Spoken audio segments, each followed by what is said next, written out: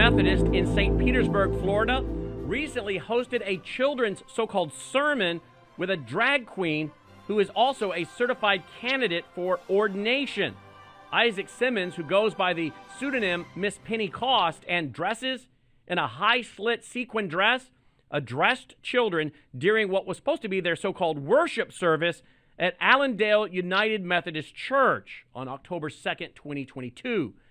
Simmons' so-called sermon included a denouncement of capitalism and embrace of liberation theology and a demand that doctrine be overturned in favor of indiscriminate affirmation equated with God's holy wisdom. But even more disturbing was the pastor's twisting of Scripture to justify his insanely destructive action of inviting this perversion into his so-called church to be taught to the children. Take a look at his disturbing message. Do either of you have any questions for Miss Pentecost? Oh, thank you. Yeah, you like her eyeshadow. That's great. Yeah. Yeah, maybe she'll let you borrow it when you're older, when you're allowed to wear makeup. Yeah. Of course. Yeah.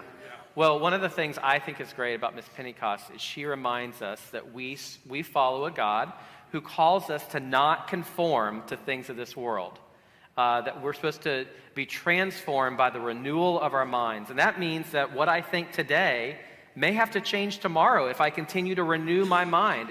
And it's so cool that we serve a God that calls us to continue to grow and continue to change into something new.